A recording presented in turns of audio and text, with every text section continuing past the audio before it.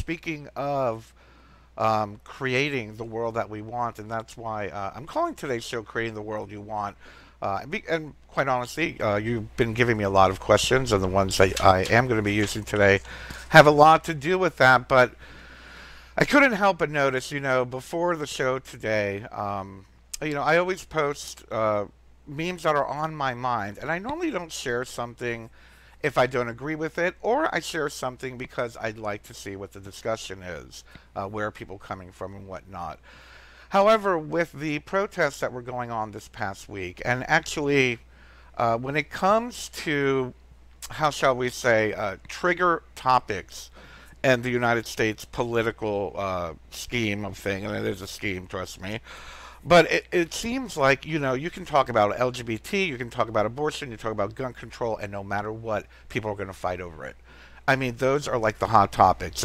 Gays, abortion, and guns. People have such strong reactions to it, and it's almost as if we've been programmed to be divisive. It's almost as if we're being programmed to attack each other on these topics.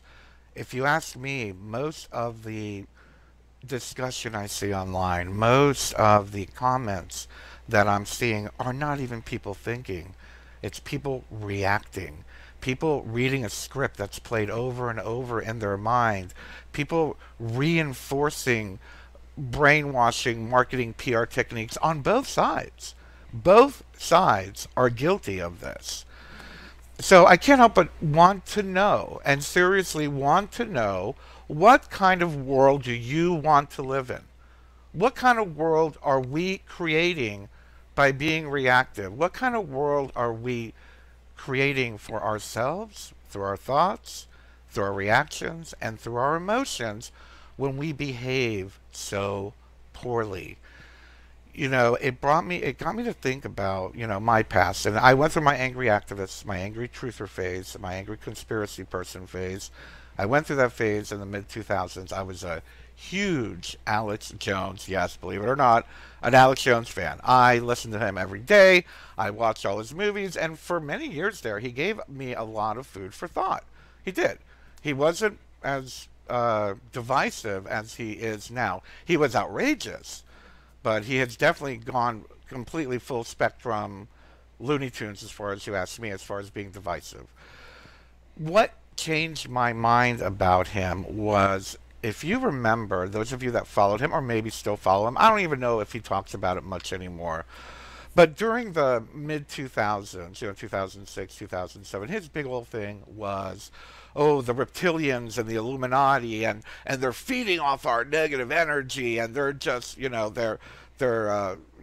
feed them our life force energy, and this and that, and it got me to think, so as I'm thinking about, here are these reptilian extraterrestrials that are feeding off of our negative emotions and our negative energy.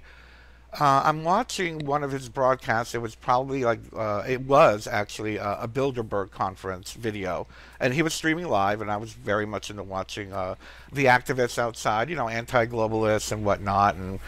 And yes, I agree with some of that anti-globalist stuff. However, here was a man talking about these Illuminati, reptilian, extraterrestrial beings that are siphoning off human life force energy, and we're feeding them with our fears and this, that, and what the other. And there he is outside of the Bilderberg encampment, screaming through a megaphone, "You scumbags, you this and that, you're nothing but pieces of crap," and spewing negativity, hate, feeding that negativity. It got me to think. Either this guy is full of it, or he's a paid shill, which probably is both. And thirdly, is that the kind of world I want to create? Is that the kind of world you want to create? Do you want to continue to feed this beast of negativity, to feed this fear energy, this disgusting reptilian behavior through your reaction, through your nonsensical excuses to attack, quote unquote, the other side. And I'm speaking to both the left and the right. Negativity is negativity. Low behavior, low vibration behavior is low vibration behavior. I don't care what side it's on. So again, it got me to think, are they really, are they harvesting our negative energy? Because it's coming from both ends. Whether you believe in that stuff or not, the reality of it is what we think, we create. What you're feeling right now, that's your life right now. That's your reality right now. Do you want to live angry all the time? Do you want to live waiting for the next argument all the time? Do you, I understand if you get off on that, but there are places you can go to take care of that kind of stuff. But do we really want to keep feeding this beast of negativity, this beast of reactive, low vibration, hideous behavior? So I have to ask you that. What kind of world do you want to create? What kind of world do you want to create? And is this the type of behavior that we want to bring with us moving forward as our world and our consciousness evolves? Do we want to continue the negativity, the divisiveness, and the ugliness of whatever your beliefs are? I don't care what your beliefs are in reference to your political leanings, what you think about these mass shootings or whatnot.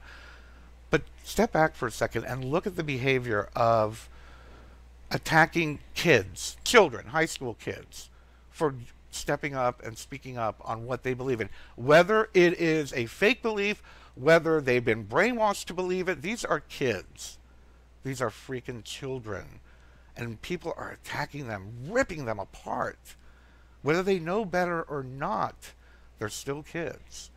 And they are still kids that saw their friends get murdered, that had their school attacked. Whether it's a false flag or not, it happened. People died, whether you like it or not. People died. Do you think it's right? What would happen if someone came into your house and murdered your family, and you stood up and said, big deal. So let's say Bloomberg pays you money to go on tour to talk about gun control because someone invaded your home. How would you feel if people were making fun of you, calling you names when you had just lost your friends and your family? It's not right, guys.